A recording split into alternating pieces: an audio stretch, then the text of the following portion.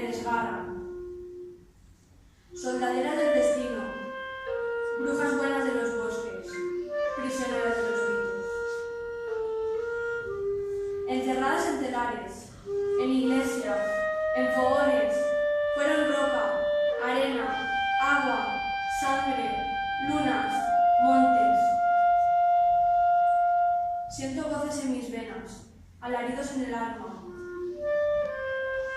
carcajadas en mi entraña. Son mis madres, mis abuelas, mis hermanas. Es mi historia que me llama.